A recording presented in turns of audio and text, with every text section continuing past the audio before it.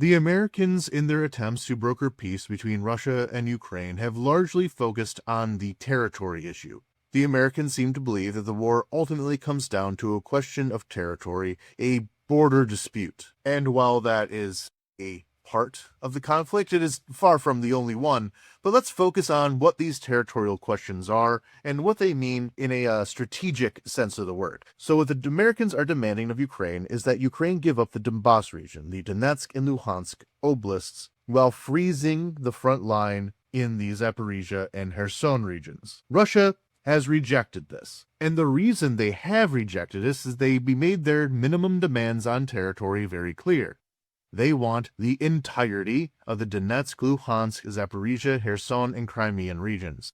These are the regions that they have formally annexed, and they say they can't even legally give up on. You may notice in the map I'm showing that they don't even control all of this territory.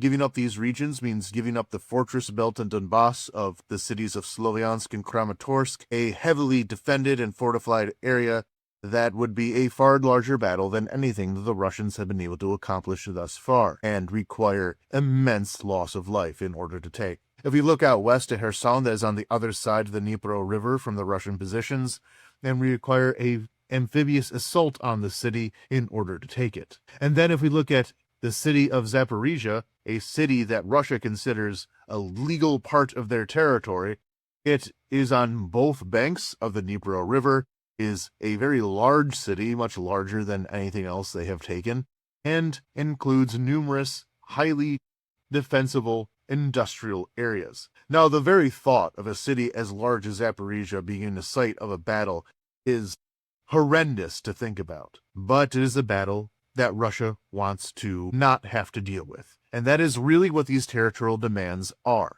Everything about this peace agreement is setting the stage for the next war, which means that wherever Russia ends this war, if it even accepts, is the starting point of the next war. To hold Kherson, Zaporizhia, and the fortress belt of Donbas means that they have bypassed some of Ukraine's most serious defenses, crossed the Dnipro River, and are in striking distance of the critical city of Dnipro, Kryvyi Rih, and Mykolaiv. That is truly what territorial demands are.